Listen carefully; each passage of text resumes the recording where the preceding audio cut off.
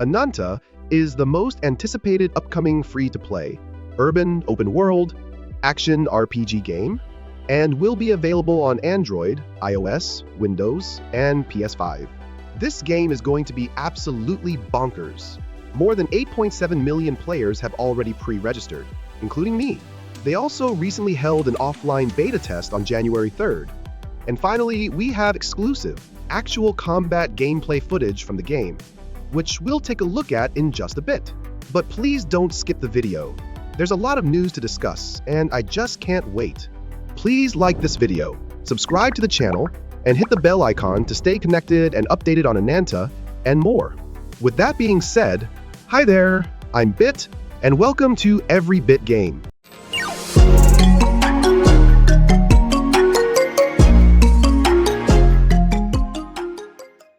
So first, we have Taffy here. She uses telekinesis and mostly fights with her bike thingy. By the way, guys, telekinesis is not exclusive to her. Every character will have it. I love the combat. Effects are good and movements are smooth.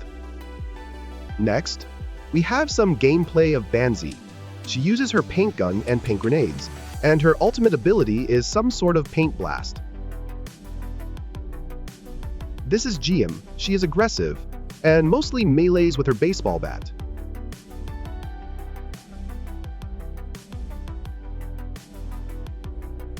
Lastly, we have Rin. She is a sword wielder, but for her ultimate, she uses it as a bow to shoot an arrow blast. Now, we have a lot of news and rumors to cover. Naturally, I'm very excited about this game. The graphics look way better than most anime games out there.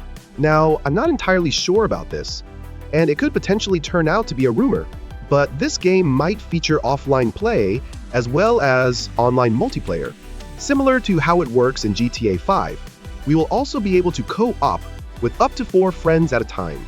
So the whole lore of the game is that people live in a world with these things called chaos, which are mostly peaceful, but there are some rogue ones too. Nobody knows why they started to appear. Hence, people need protection. That's where we come in. We play the role of a chaos investigator, and our job is to stop the rogue ones and assist with their research. But it comes with its own set of perks as well, like hijacking civilians' vehicles. Please step out of your car, sir. Another rumor I've heard from the beta test is that you can take civilians' phones into custody and read their messages. The interesting thing is that you won't see any duplicate messages on other people's phones, which suggests there could be some use of AI features as well. But as I mentioned earlier, it's just a rumor and could be completely wrong.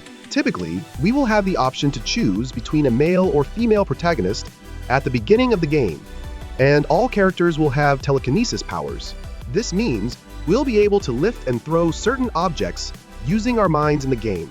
This game is frequently compared to GTA for its many similar gameplay mechanics, in a good way.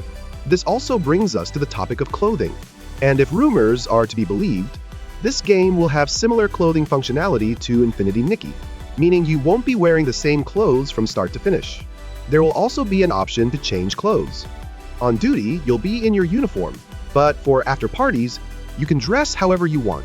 It will be very interesting to see what kind of options we get for clothing. The rumor is that all female clothing can be used on any female character in the game, and it's the same for male characters, which means you can put any male clothes on any of your male characters. How cool is that? But just a word of caution. This could mean microtransactions as well, after all. Any game needs money to survive. More than anything, the implementation will matter. Now the big news is that in the game we are going to start with a single city, called Nova City, which is already damn big. But the devs have plans to add 1 new city every year. What? And not just that. Each city will have some similarities to real-world cities as well. So we can expect some differences in architecture between all the cities, I guess. That is absolutely bonkers. The first one is going to have 10 distinct areas in it, like the business district, beach, amusement park, shopping streets, factories, and more. And not just that, there are going to be side missions, like getting an alert on your phone for any ongoing event or chaos rampage. There will also be a lot of activities to enjoy, like going to movie theaters, playing mini games in the arcade, hitting the gym for a workout, playing darts or basketball, partying in clubs, racing cars, or skateboarding in the park, etc. The traversal system is definitely inspired from somewhere, but the best part is that there will be no stamina bar.